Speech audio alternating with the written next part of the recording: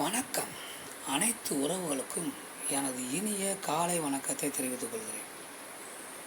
ஒரு சிறு சோதிட குறிப்பை உங்களோடு பகிர்ந்து கொள்ள வருகிறேன். ஒரு ஜாதகத்தில் ஒரு கிரகம் நீசம் அடைந்து இருந்தால் உடனடியாக அந்த கிரகம் பலம் இழந்துவிட்டது என நாம் முடிவு செய்துவிடக்கூடாது.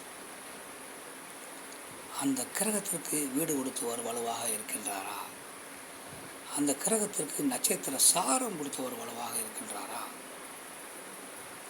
அந்த கிரகம் லக்னத்துக்கு கேந்திரத்தில் இருக்கின்றதா அல்லது சந்திரனுக்கு கேந்திரத்தில் இருக்கின்றதா அல்லது அந்த கிரகம் திக்பலத்தில் இருக்கின்றதா என்றெல்லாம் பார்க்க வேண்டும்.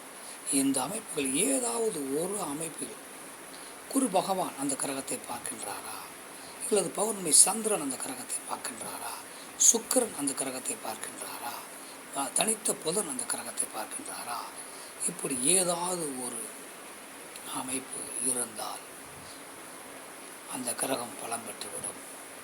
அந்த கிரகம் நல்ல பலன்களை செய்யும். அந்த ஜாதகர் வாழ்வில் முன்னேற்றம் அடைந்து விடுவார். அதனால் நீசம் அடைந்து விட்டது என உடனடியாக நாம் அந்த கிரகத்தின் பலன்கள் அந்த ஜாதகருக்கு கிடைக்காது என நாம் முடிவு பண்ணிவிடக்கூடாது. அதற்குத்தான் ஜாதகத்தை நாம் தெளிவாக முறையில் ஆய்வு செய்ய வேண்டும். பின்புதான் முடிவுகளை எடுக்க வேண்டும். ஆதலால் ஒரு கிரகம் நீசம் பெற்றால் அந்த கிரகம் நீச்சபங்க ராஜயோகம் பெற்றுவிடும், பெரும் அதிர்ஷ்டத்தை கொடுத்துவிடும். அதனால் அதை நாம் நல்ல முறையில் கணித்து ஜாதகம் பார்க்கும் பொழுது சாதகர்களுக்கு தெளிவுபடுத்த வேண்டும் என கூறி மற்றவற்றை நாம் அடுத்த வீடியோவில் காண்போம். நன்றி, வணக்கம்.